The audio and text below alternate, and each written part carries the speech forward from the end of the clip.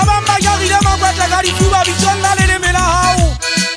Wena mukabanyi tuwe mulakala tika pa matabela ogata mokoto ili sigwa mukabanyi tuwe. Asile khala mawani mona mawanyana hao bata unkabanya le mugatu waka. Haulu nebile rikata ukenya gende tong. Na kanya la kashishi wana wontutu musaki nyala nga kya tobisa.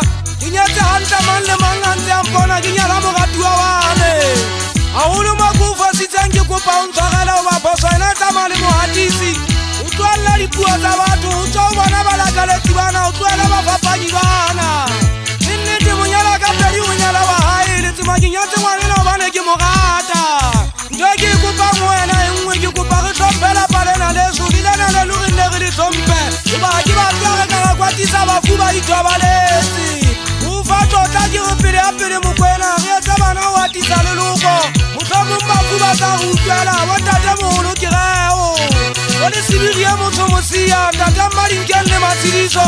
Arefa masari barefa masonono retare zilopila na kwe telele.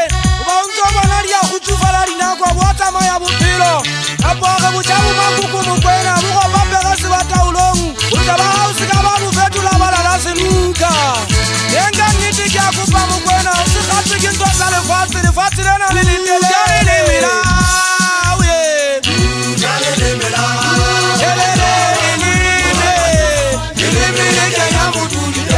Madu ameni